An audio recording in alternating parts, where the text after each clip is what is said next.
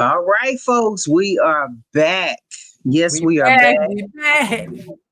Action pack. We are, of course, your sideline sisters, and I am Michelle Bloom, Angela Courtney right here. coming at you with the latest on NCAA women's basketball, WNBA, and our newest 3-on-3 Unrivaled League. We're just here to just give you the information that you need. Let's do it. Let's get going. Well, start All us off, right, Michelle. folks. Let's talk about it. So we gonna take you back to last Thursday was action packed. Okay, ACC, Big 10, Big 12 playing. We just gonna start it off with South Carolina because we're a little biased to South Carolina Gamecocks, I must say, since Dawn is now the highest paid women's coach in basketball history. So Hey, she's Michelle, pulling question. How much is that in over 4 years? 25.5 mil. Can I just want some lunch money. That's all. Can I get some lunch money? I'll take 5%. You give me 1%. She said all the players asked was for $1, coach, but I know Dawn hooks them up. She hooks them up. But anyway, so South Carolina took on Alabama, those Sooners, and pretty much out the gate, South Carolina dominated this game from the jump. Joyce Edwards led the pack with 21 points. And Chloe Kidd, she added some depth too with 10 points. Again, Chloe is filling the shoes since Ashley Watkins is on the sideline. So, they got a lot of people that are stepping in with Ashley Watkins with her absence. Of course, we know Fu Wally is going to come out and she's going to give us some plays herself, some razzle dazzle, which I know sometimes Don be like, right now ain't the time. But, if she's able to pull it off, it's okay. But when she messes up, it's like, come take a seat beside me on this bench. Can I say something? Go ahead. As a coach, if we're up 20-30, I don't mind seeing that every now and then. But if it's a close game and you doing that, yeah, come on back over here. Yeah, you know it. But I will say Zay Green and Essence both scored 12 points for Bama. But Bama, I will say this, despite their loss, they were without their second leading scorer, Sarah Ashley Barker. She was on the bench. She's been sidelined with a leg injury since January 2nd. So that could have played a little difference in the outcome of this game. The margin may have been slimmer. I'll just say that. Not saying Alabama was going to get the victory, but the margin would have been a little slimmer. So anyway, aside from that, again, South Carolina, despite them going 3 from 20 from the 3-point line, they dominated in the paint with 38 points. 38 points. Joyce Edwards had 21 points, and probably 10 of those points came from the free throw line. So there you have it. Your post players, your bigs, they did it. All right, so we're going to move. Can I say one more thing? Go ahead. Now, to say this to Dawn Staley, we've talked in other shows about how she is reserving what she has. Some people, LSU's coach, play their stars every night. The season is long. Your girls do a lot of traveling. Yes. Eventually, at some point in time in the game, that is going to catch up with you. We'll talk about another game when it becomes my turn. But just to say that, go ahead, Michelle. I'm sorry. They gonna start going to Popovich. That's what Greg Popovich did in the NBA with, NBA teams started following what he did as far as resting his players before the playoffs. Tim Duncan, all of them players, Tony. He was benching them, basically resting his players before playoff time. And I don't fault them, especially when y'all already got it in the bag. Why I'm gonna play my best so they can get hurt. They still do that, I thought. So, anyway, so we're gonna go on to the ACC. Duke cruised past California 72-38, and UNC Tar Heels, they cruised past SMU 64-33. All I gotta say is welcome to the ACC, folks. Welcome, just welcome. Welcome to the ACC. Also, with that being said, Pitt, and I put this post on our Sideline Sisters Facebook page. SMU played Pitt a week and a half ago. When I say, I don't know, I didn't even think the SMU coach would still have a job this week because Pitt was down how many points? They were down 30 plus points, came back and won that game, beat them. Okay. I'm gonna go back and find the stats on that game. It was ridiculous as far as the comeback. Like at one point, no points were scored in the third quarter by SMU. Okay. No points were scored. But anyway, we're going to move on past that. Number 3, Notre Dame took on number 17, Georgia Tech, which actually was a pretty decent ball game. I watched this ball game from start to finish. Again, Notre Dame is playing without their leading scorer, Hannah Hidalgo, who is still injured. She went out during the Wake Forest game. So you can tell that people are stepping up in that role. So in that game, Sonia Citron, again, Citron comes through when you need her to. She was their leading scorer with 21 points, along with Maddie Westbell, who has taken on the role of Hannah Hidalgo. Hannah put down 21 points herself. No, I'm sorry. She was stepping in. Hannah, she did her thing. Notre Dame had a big second half. That's what tipped the scale for them to win this game. Halftime score was 36-39. So it was actually a very competitive first half. Like I said, the second half is what tipped Notre Dame over. Again, you could tell Hannah Hidalgo's presence was missed. But again, as you say, Courtney, she had the supporting cast. The supporting cast. Okay. So, and with that being said, now that the ACC has added these 3 extra teams, I want to say SMU, California, and SMU, California. There's someone else. Who else is it? Anyway, California. It's 18.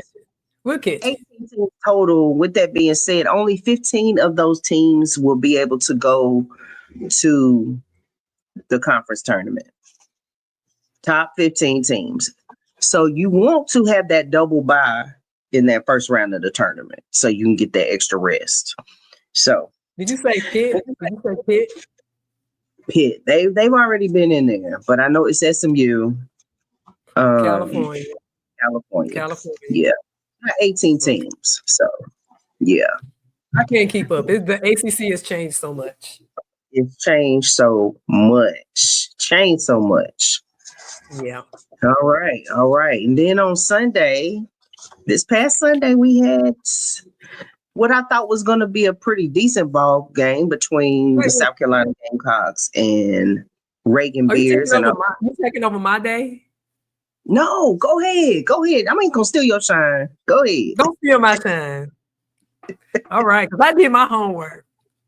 There you go. So January 19th, y'all. It was on between South Carolina and Oklahoma. I was most of the way to the game. Y'all have to excuse me. I'm coming off the flu.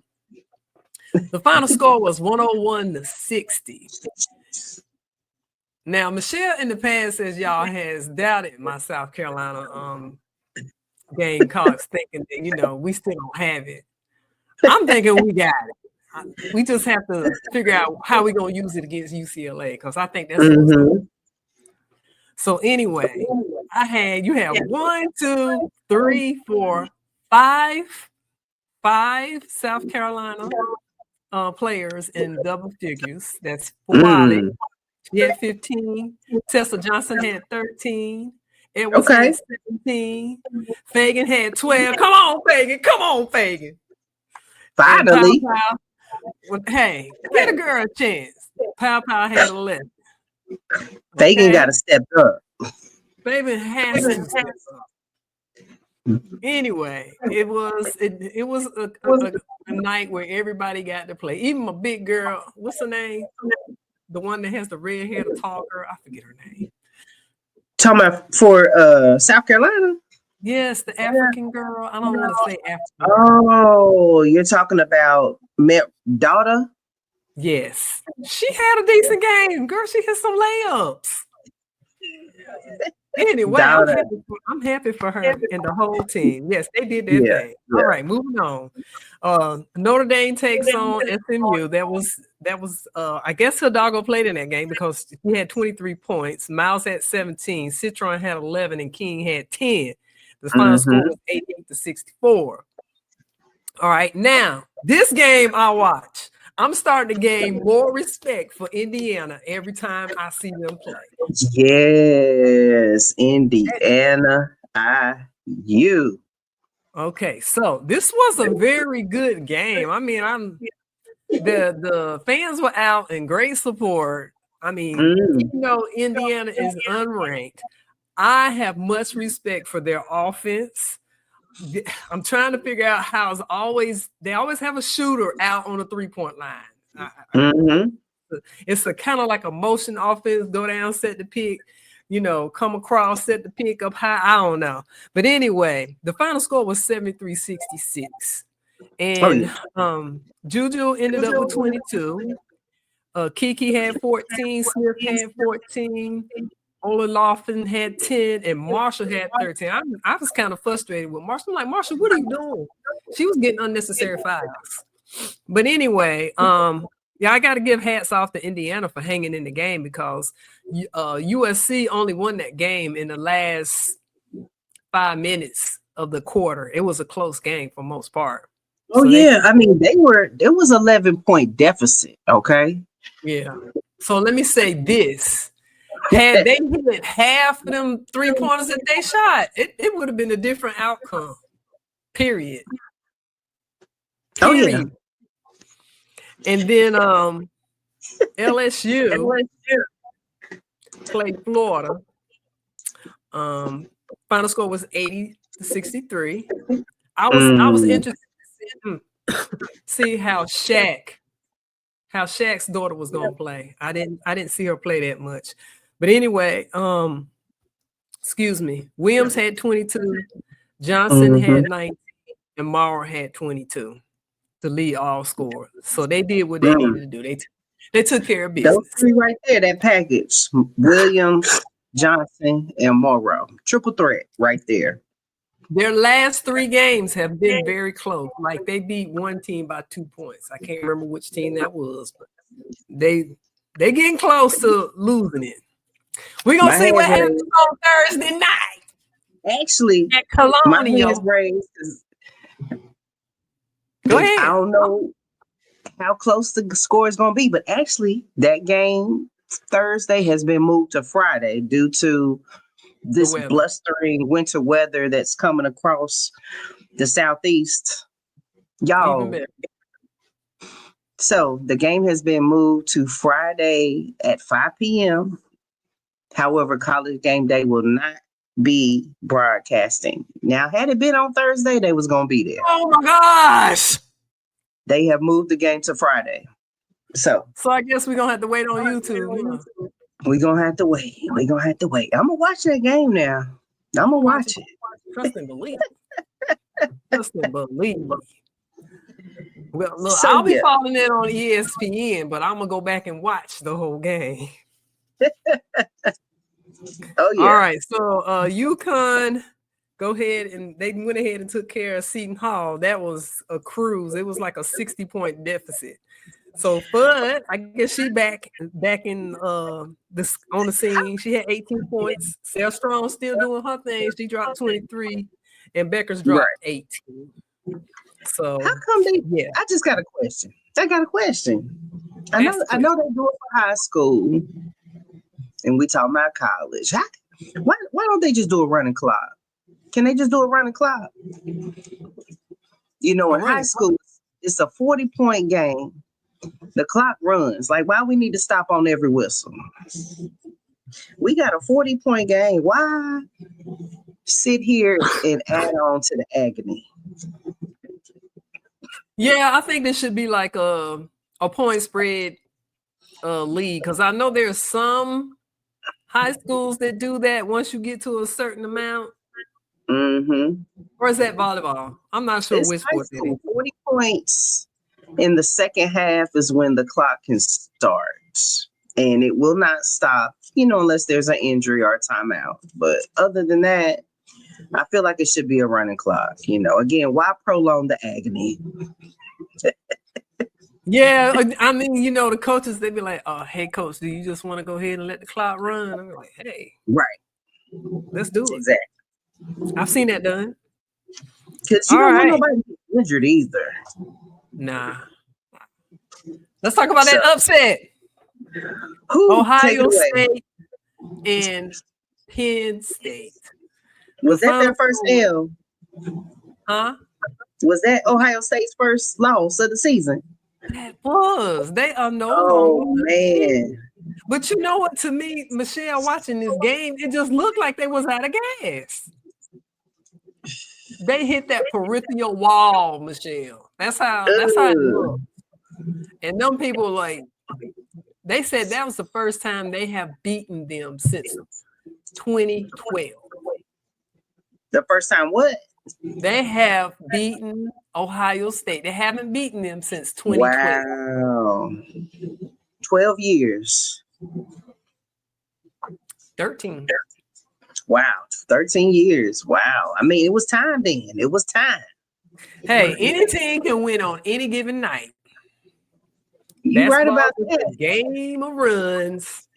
And only scoring 8 points in the fourth quarter ain't gonna win you a game either. Well, let me tell you this.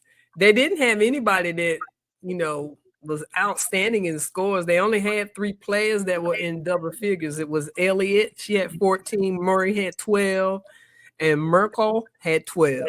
Manning had 19, and Gary had 18, and pretty much nobody else really had.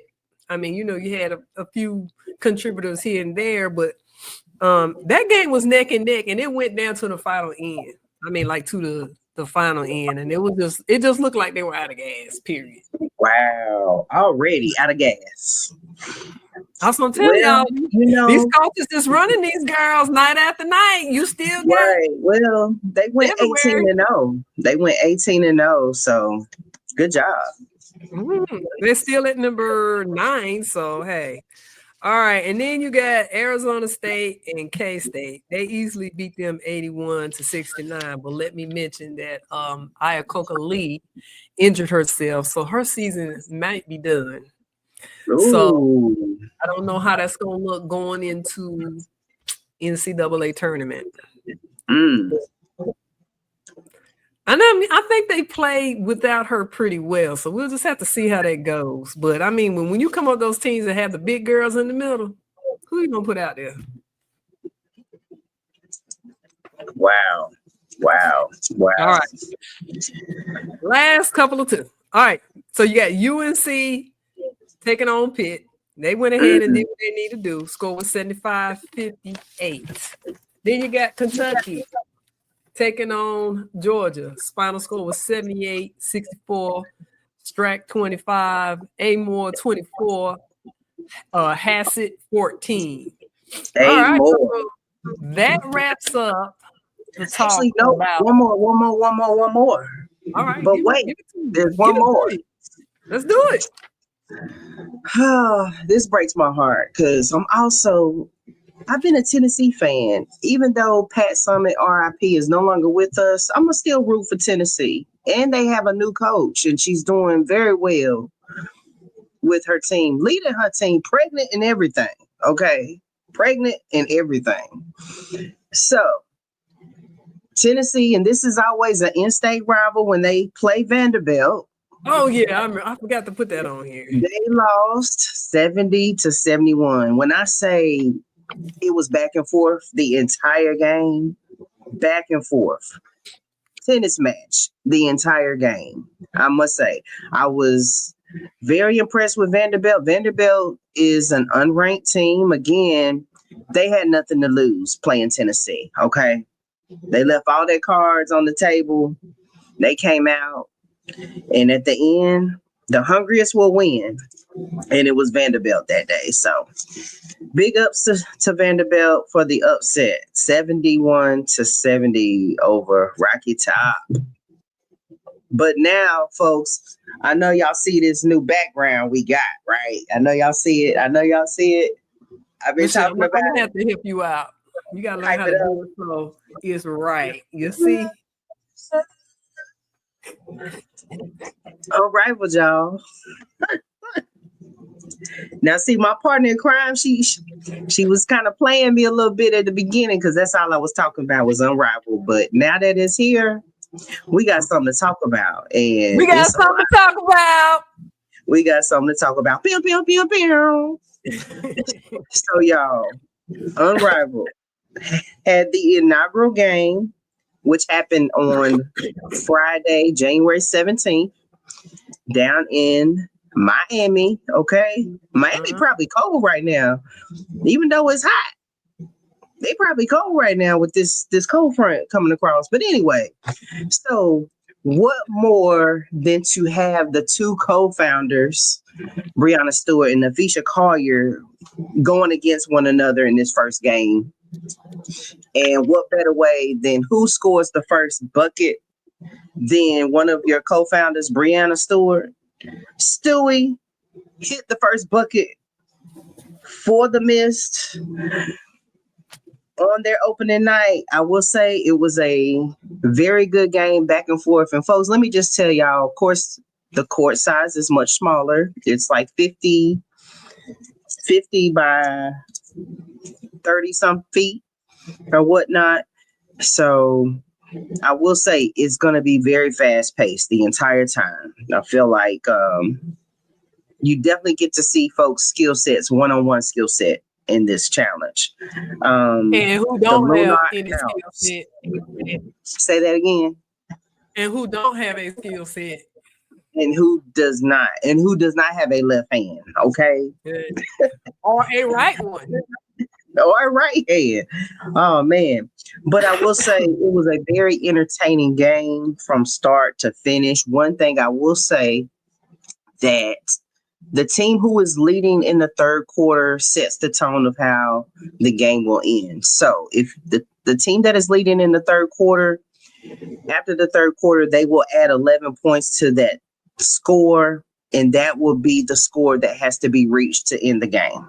Okay, so if your team I was trying to figure out why is it that the second game ended at like 79 or 74 or something?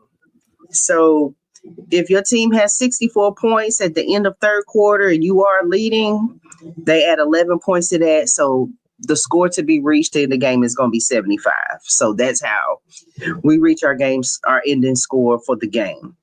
And with that being said, I mean, the Mist were down. I will say that. And then Skylar Diggins said, y'all forgot about me. I still got it. Scott Diggies came down, pulled up with the tray, sealed the game for him, 84-80.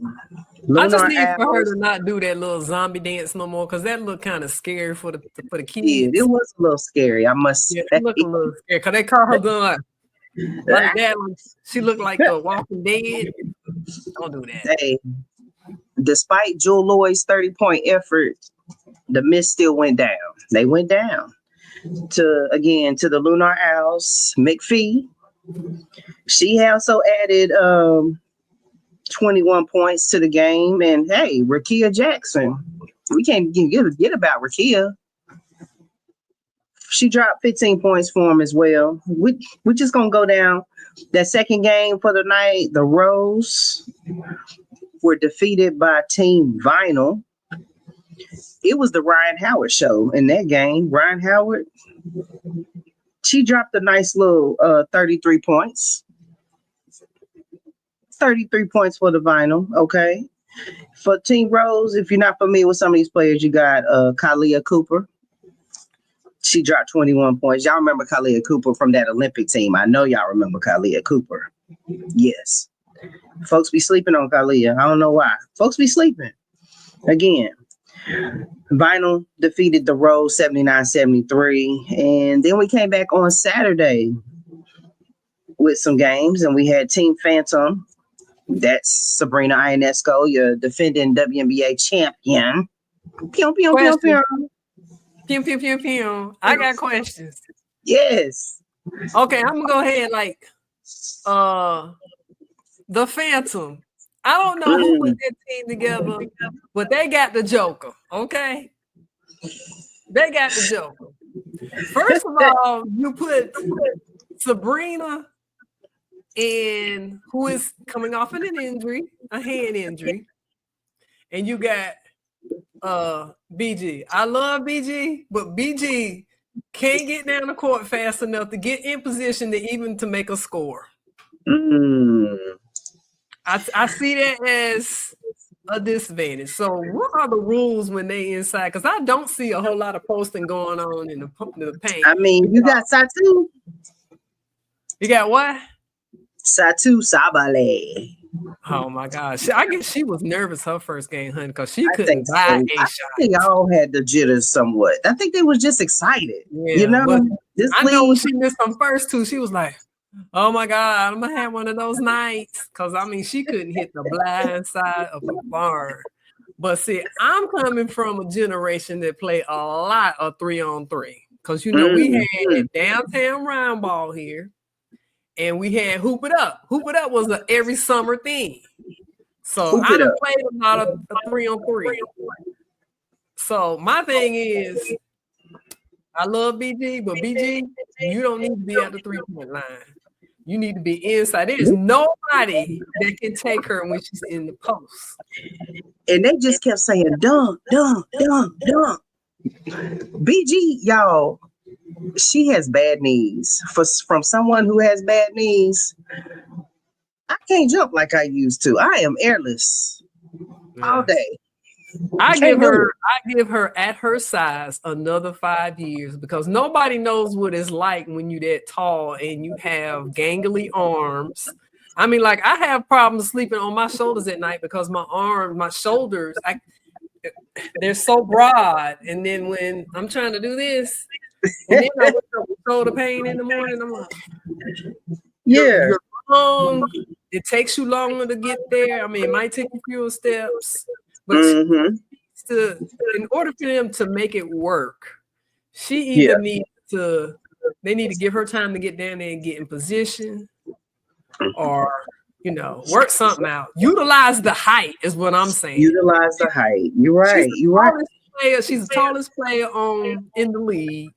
She's gonna need more time. She's not sprinting, or, you know, y'all come on, look, do a little cherry picking if that's what you need to do.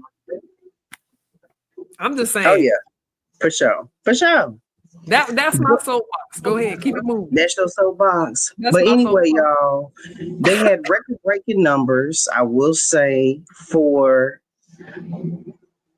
the first weekend of games. Unrivaled, they delivered. They set the bar high to say, hey, Big Three, Ice Cube, what?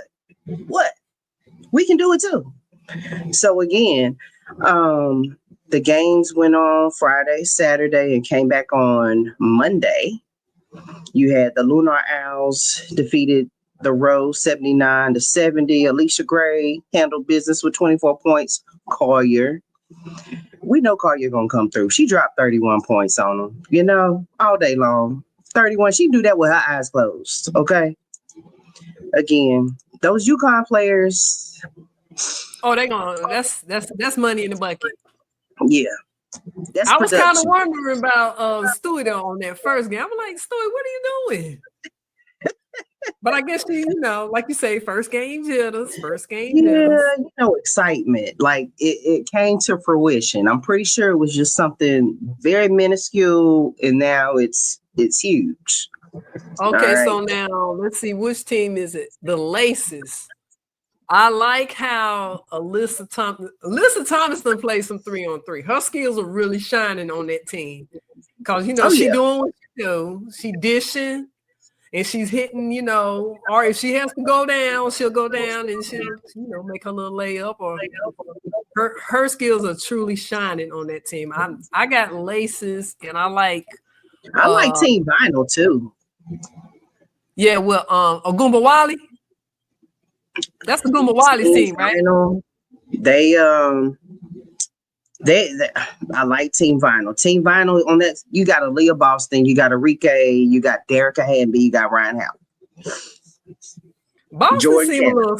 Is it me? Or does Boston seem slowed down a little bit? I don't know.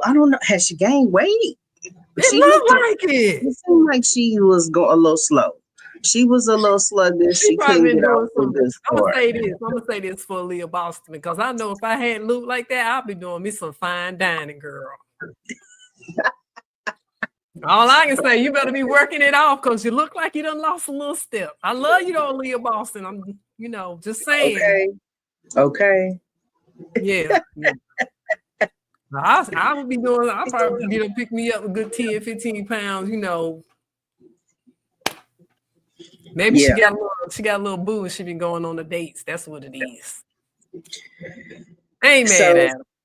There you go. I mean, like I said, Lunar Owls, Vinyl, and Laces, they went undefeated 2-0. And then you have the Phantom Miss and Rose.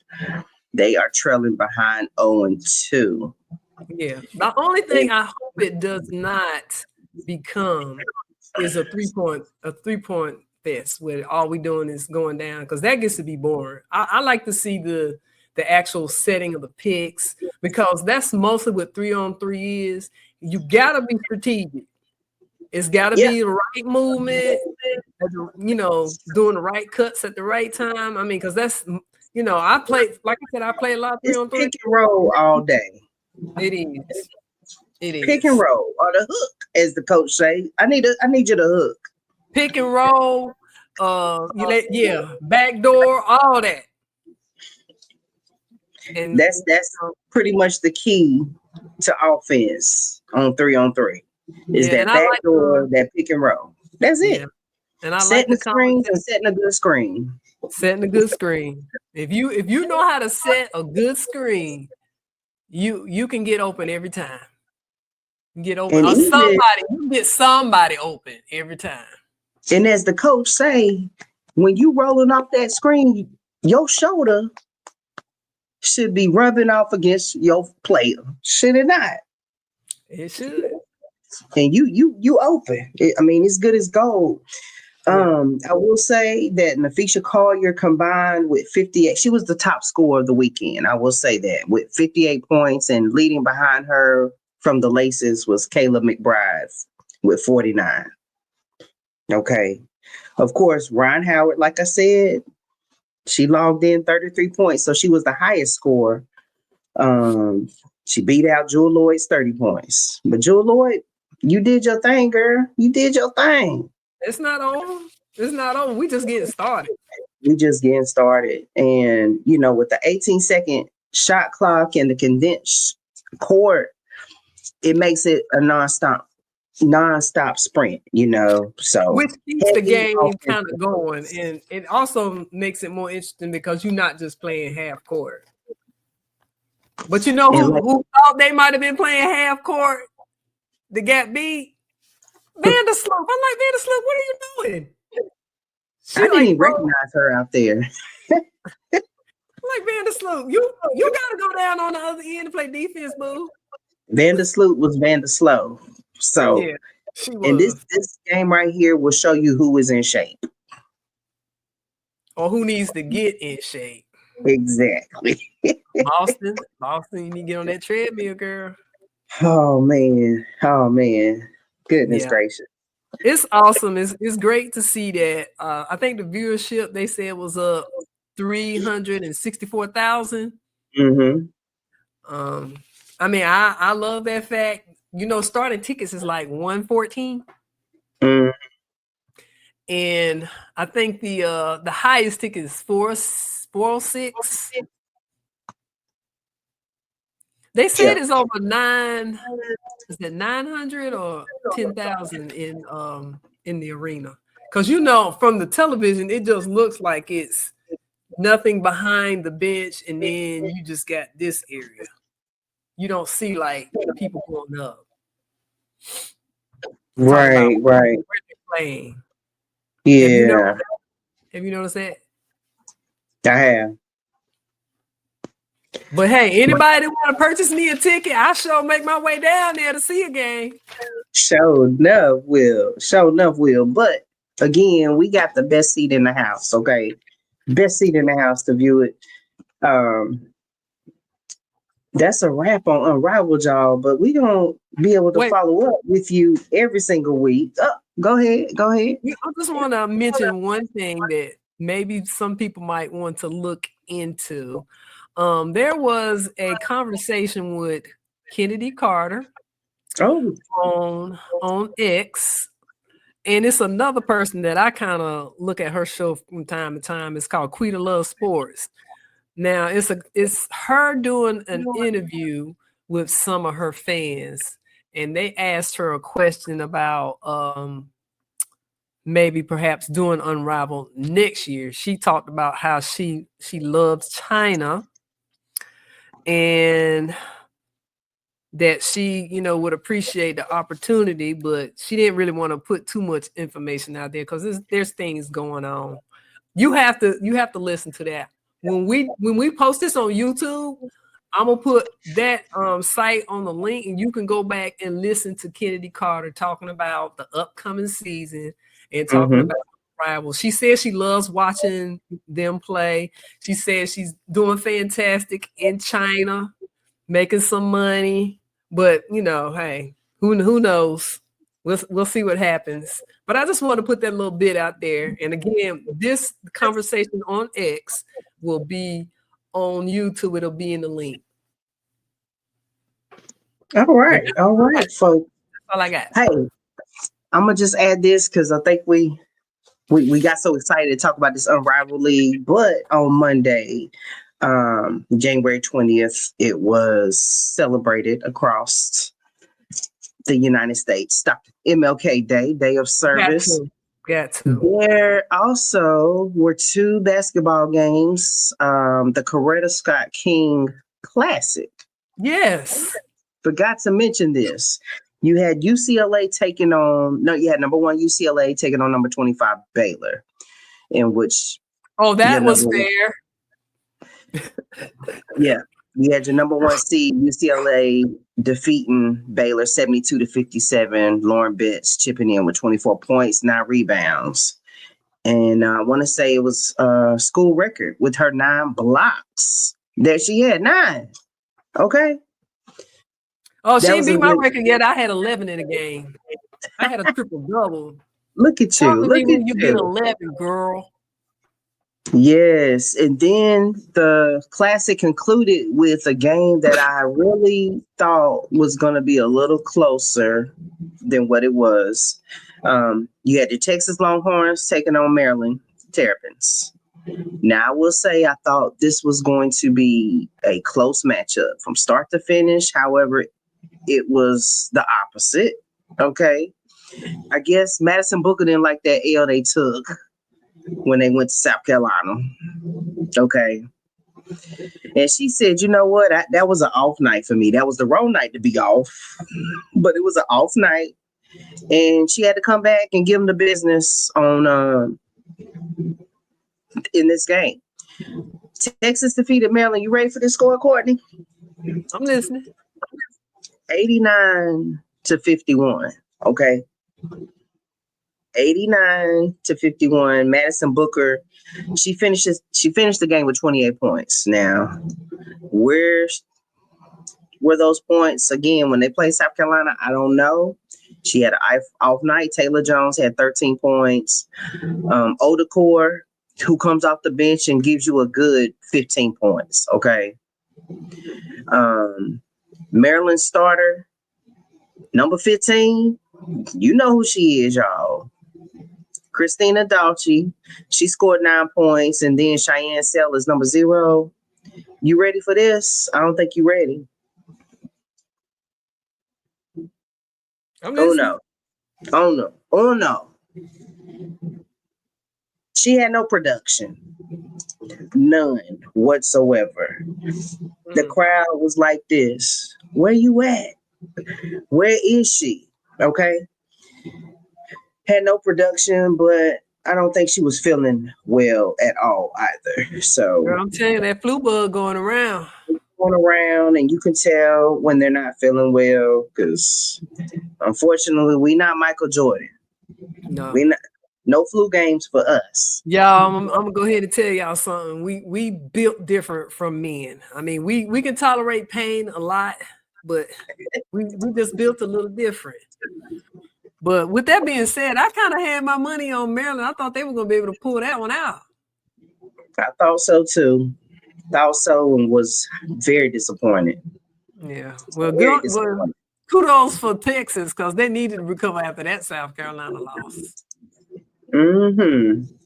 Yeah. Yeah. Okay. So before we sign off, give me your 4, Michelle. Give me your 4. Oh gosh, we going back to our Final Four again. Got to. You gotta get the folks something to talk about. Oh man. So my Final Four, I'ma say UCLA. I'm gonna give you South Carolina. Right now, the top 4 right now for me are in the top 4 right now in the AP standings. I'm gonna be quite honest with you. That's how good they're looking. UCLA, South Carolina, Notre Dame, and USC. We got the same then. Me and you on the same page. Enough said. Drop the mic. I mean, right now, me and you on the same page. And in that order, the matchup I want to see, I would like to see South Carolina play Notre Dame.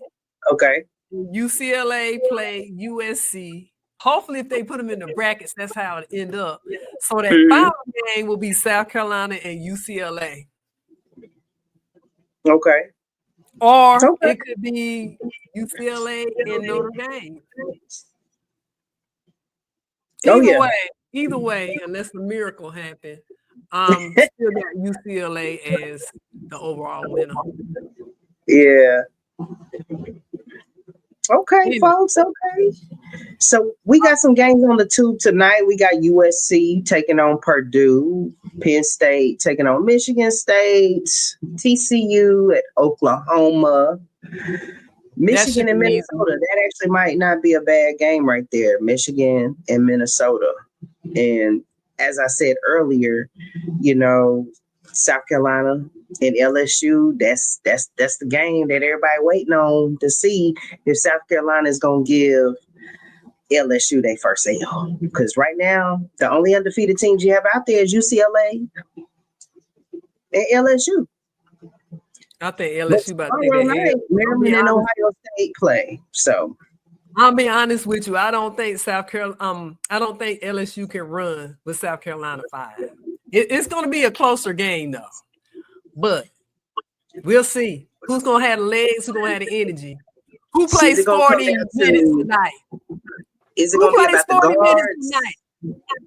Is it going to be about the guards, or is it going to be about the post players in that game? I think it's going to be a little bit of both because Flau'jae going to have to bring her best. Tessa, but I think as far as the better shooting team, South Carolina's the better shooting team from the outside. LSU don't do it unless they have to. But like I said the other night, South Carolina went 3 for 20 from the 3-point line. Who do they play? This is when they played when they beat Alabama. 3 for 20. Come on, man. This is Alabama. Okay. They go. Okay. Well, I have a good shoot around tomorrow. I guess we just have to wait to see which South Carolina team is going to be present, And which LSU team? Well, we know LSU, they're going to represent. I know Morrow, Flage, and Williams is going to do their thing. But I will say this. I do not feel like South Carolina has the post players to handle LSU. LSU has more experienced post play. I agree with that. That means your 3-point shooting gonna have to be on and popping. I think for LSU, the difference is gonna be their bench play. If they're gonna be in it. South Carolina, for Wally gonna have to step on the floor. Can't be having no craziness on that night. We're gonna have to play serious and see. Her and Flage are very familiar with each other's games, so I think it's gonna be an interesting game. Is nothing else. Interesting, it will be. So yeah, and they in the same conference, so this is a conference game, correct? Oh yeah, it's a conference game. Yeah, it's a conference game. This is for first place, right? It sure is. Okay, it sure is, and so we gonna see, because I'm just trying to figure out as far as the matchups, who's gonna be on who, because Dawn has not had a consistent starting 5 this season. She's kind of mismatching. She's gonna have to go with Fagan. You can't put that on the freshman. Not with Morrow. No, Fagan's definitely got to be in there. Yeah. You're gonna have to go with Fagan. But Fagan has a tendency to get in foul trouble. So you're gonna have to either switch in between her and the freshman. I don't know though. I mean, Joyce is coming through though. I will say I do feel like she's a little more aggressive than Chloe Kitts. I will say that. Oh, Chloe Kitts, she can rebound. She does pretty good rebounding. She doesn't, but she's not foul prone like Fagan. I think she'll start out with Fagan and Kitts down low. And then she'll go Pow. She'll go Bree. And Raven Johnson. And Raven Johnson. I always forget about Raven. Who's gonna guard Raven? If Raven gonna have to have a all-star night, period. I mean, I'm gonna go in the gym and try to shoot like her with 2 hands.